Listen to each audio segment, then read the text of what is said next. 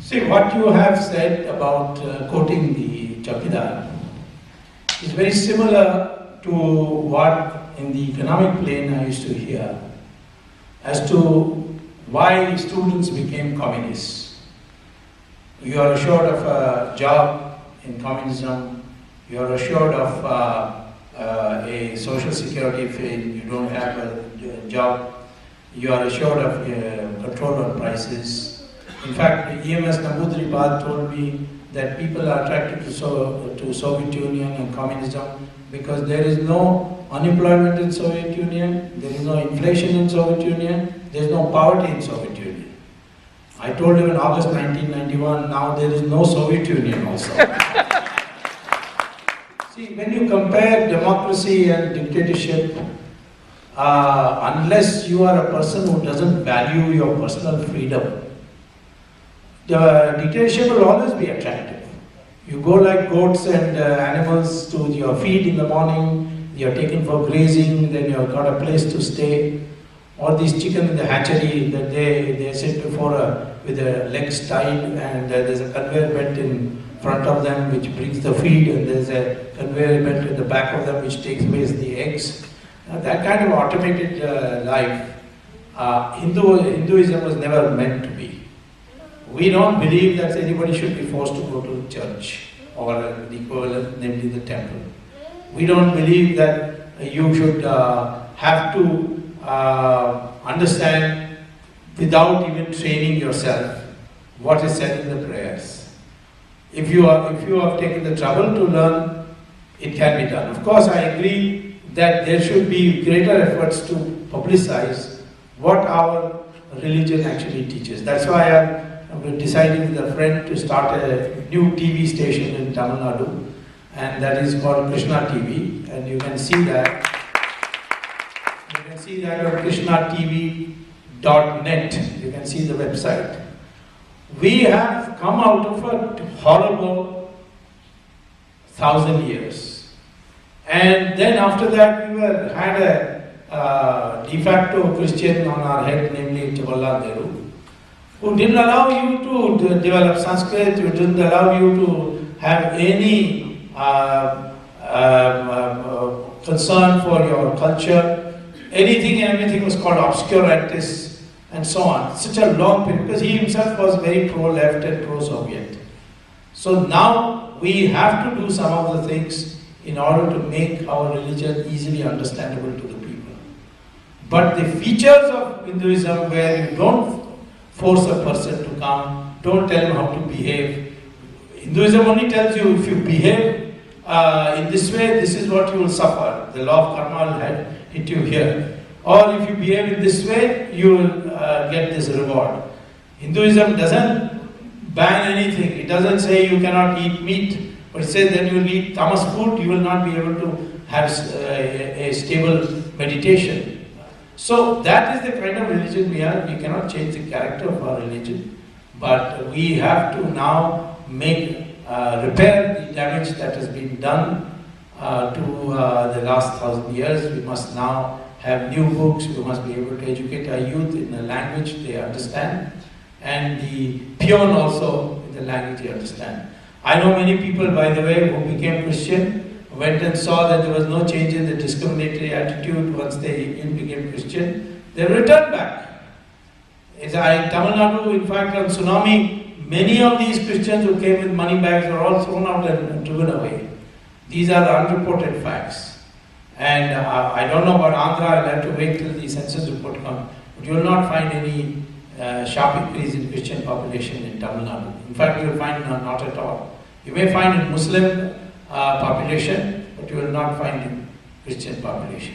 So we, within the perspective, accepting the spirit in which you said, and acknowledging that we need to teach our religion in a more mundane way, I would like to, however, say that there are limits to which we can imitate Christianity. The West is now experimenting very successfully with yoga as therapy for addiction, toxicity, smoking, to get rid of smoking, alcoholism, the kind of problems that this fellow had that you're talking about, for which he went to the pastor. The latest treatment plans that are being offered in the US, in fact, are mostly Hindu-oriented. Vegetarianism as a way of life, all the Hindu lifestyles are therapy in the cognitive sciences and psychology. In fact, in 2008, my foundation did a world conference on spirituality and psychology in Delhi.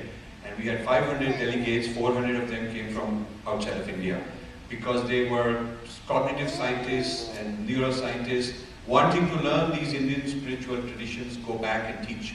So the kind of solutions that the Christian church offered, the better solutions are available in our own tradition. It is just that the temple is not a center of yoga and is not a center of meditation today. They become ritualistic. So the idea is we don't have to deviate, as Dr. Swamy said, to other people. We just have to revive our own tradition.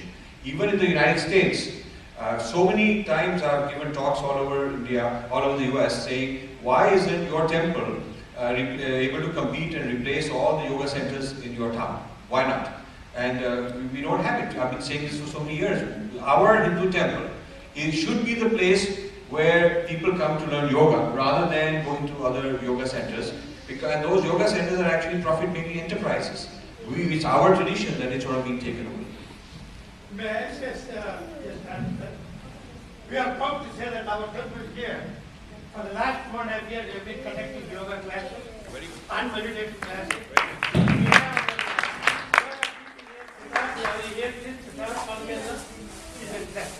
And there are 80% of the students who come are the local American people. Very good. So it will be more than our people, but we have 100 students who come every Saturday. This morning, right here we had yoga class, and every Wednesday evening we have it, and we are very grateful and privileged to conduct those yoga classes. Very good. We'll go another 10 minutes because we started 10 minutes late. So anybody who has questions, come, let's stay in line real quick. Okay, go ahead. My question is for Dr. Subramanian Swamy. Make it short. Don't. Namaste, Dr. Swamy.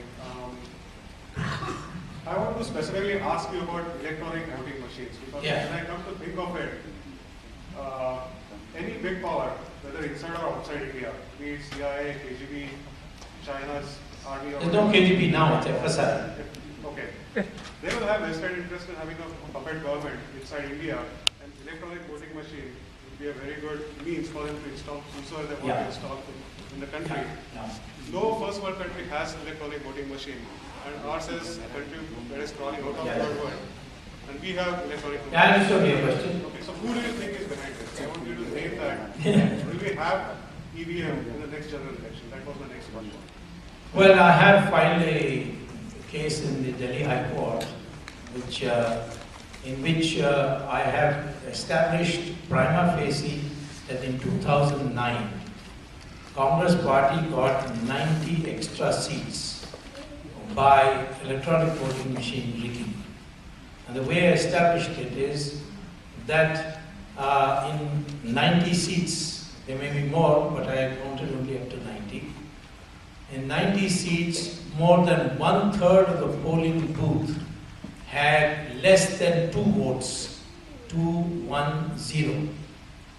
These are the type of things that in all these 90 constituencies, I found out of the 1,500 booths per parliamentary constituency, 1/3, which is about 500, had 0, 1 or 2 votes, which is impossible.